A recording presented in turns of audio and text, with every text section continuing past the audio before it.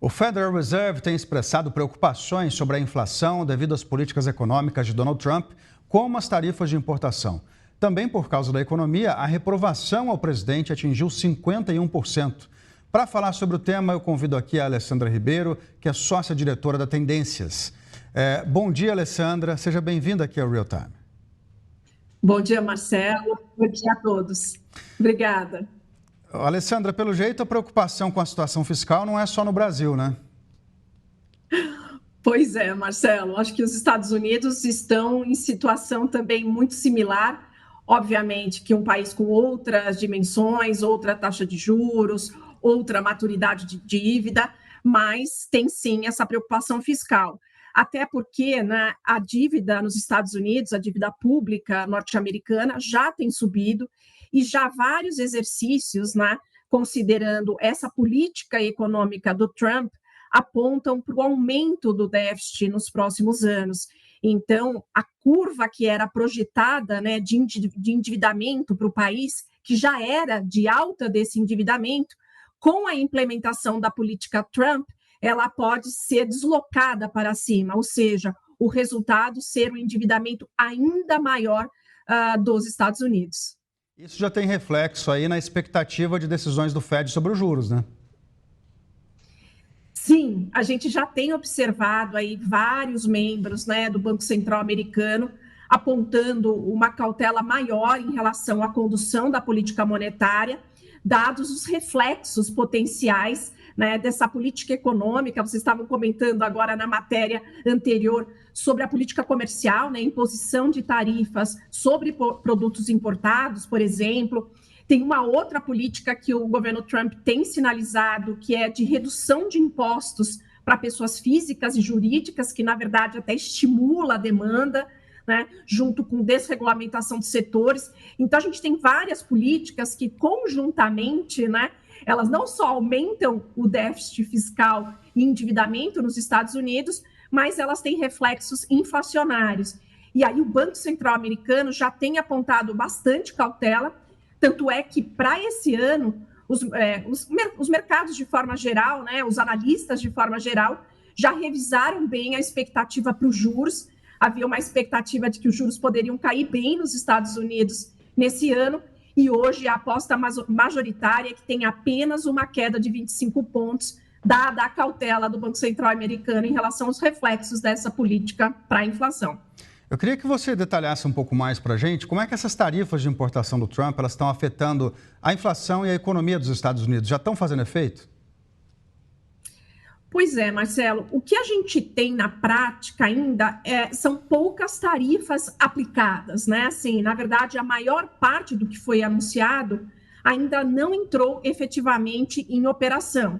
A gente tem visto o governo Trump, né, negociar esse período para implementação com os principais países, né? O Canadá, o México, a China, mesmo, né, países aqui como o Brasil, na sinalização de tarifa para importação do aço.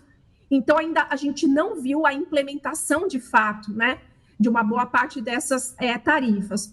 Mas o que acontece é que os agentes econômicos, eles já antecipam os efeitos, porque os efeitos, né, tendem a ser no sentido de aumento de preços nos Estados Unidos, porque você nem sempre consegue, né, substituir tão rapidamente a importação por produção doméstica. Isso, quando acontece, leva um bom período de tempo.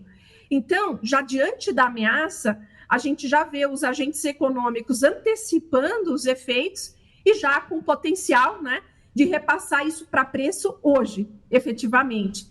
Então, o risco, né, que a gente observa é de uma inflação muito resiliente, né? Inclusive, a gente tem visto, né, a inflação ela parou de cair por lá, né, essa resiliência, daí toda a preocupação do Banco Central americano, e obviamente que já a antecipação desses efeitos afeta aí o dia a dia das pessoas que sentem na prática já preços mais elevados, afetando aí o seu potencial de consumo.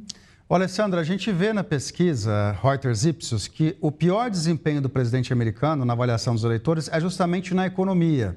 O eleitorado de lá também não estava feliz com o Biden, tanto que o partido dele perdeu a eleição. É razoável dizer que os preços altos eles favoreceram, então, a eleição do Trump? E, assim, você vê uma tendência mundial de insatisfação com os preços pós-pandemia?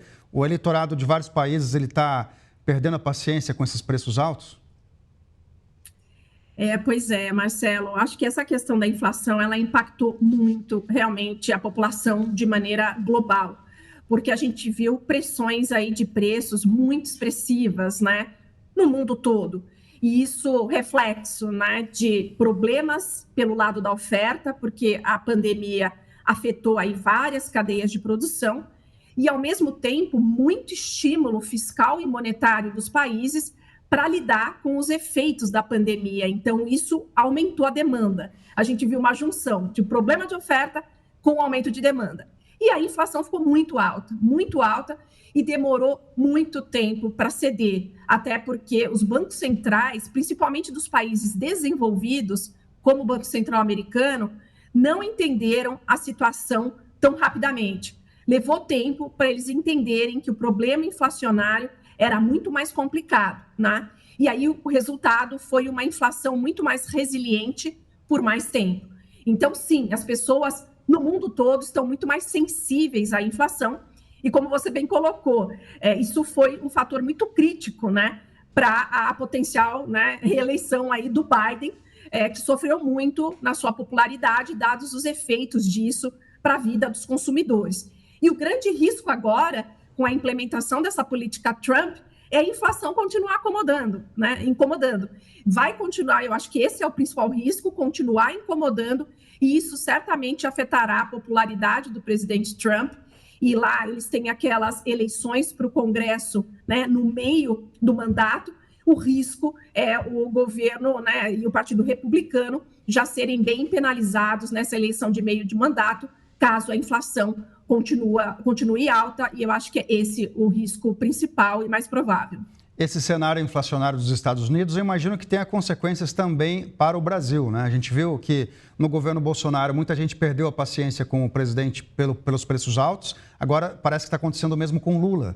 E a gente vê um esforço grande do governo aí para tentar conter a inflação, no sentido aí de, agora o Lula falando em conversar com distribuidores, no caso dos ovos aí, enfim, medidas que talvez sejam mais cosméticas do que algo que mude a base da economia. Mas, enfim, o fato é que tem uma preocupação grande do governo com a inflação, mas a gente não vê boas notícias vindas do exterior para ajudar nesse cenário, né, Alessandra?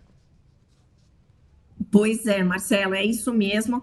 Aqui também é um cenário bastante sensível, né? Até porque quando a gente olha não só a inflação total, né, que fechou o ano passado em 4,8%, lembrando que a nossa meta é 3%, né?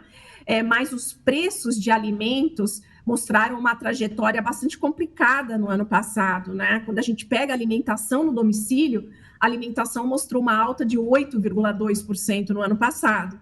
Em 2023, tinha até caído ligeiramente, a gente teve deflação, né, em 2023. Então, claramente, né, essa pressão nos preços, e principalmente em alimentos, né, dado o peso de alimentos na cesta média do consumidor brasileiro, afeta bastante a popularidade. Então, não é à toa que o governo está tentando sinalizar medidas para conter principalmente os preços dos alimentos, porque ele sabe que isso bate em popularidade. Mas, infelizmente, essas medidas sinalizadas, né, com relação a distribuidores de ovos, de combustíveis, também, né, os supermercadistas também entraram aí no meio da discussão, mas a gente sabe que o efeito dessas políticas são bem cosméticas, né, eu diria que praticamente zero. Como que a gente vai afetar, né, a inflação de forma geral e também preços de alimentos? Obviamente, uma parte da história é externa, então a gente não consegue afetar, mas tem uma parte da história que está aqui com a gente. E tem a ver também com todo o estímulo que foi dado para a economia brasileira. O impulso fiscal, né? Gastou-se bastante do ponto de vista dos gastos públicos, e isso aqueceu a demanda e também contribuiu para essa alta de preços. É fato que não é só isso, a gente tem também, na questão dos alimentos, as questões climáticas, né?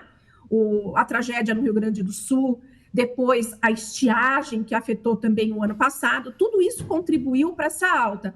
Mas tem uma parte da história que está aqui com a gente também, que a economia foi inflada e também afetou preços. Alessandra, aí na Tendências, o que vocês estão esperando para o fim desse ano de inflação e PIB? Então, Marcelo, nós projetamos um IPCA de 5,5%, ou seja, mais forte do que no ano passado, que foi 4,8%, então é uma aceleração da inflação. A inflação de alimentos deve ser um pouco menor, a gente projeta 6,9% para essa inflação de alimentos no domicílio, né? Ante 8,2% no ano passado, mas ainda assim é uma inflação de alimentos alta, e o PIB desacelerando, passando de uma alta de 3,4% ano passado para 1,9% esse ano. Então, é uma economia que perde tração, mas ainda sustenta uma inflação elevada. Tá certo. Alessandra Ribeiro, sócia-diretora da Tendências, muito obrigado pela sua participação aqui no Real Time. Bom dia para você. Eu que agradeço. Bom dia.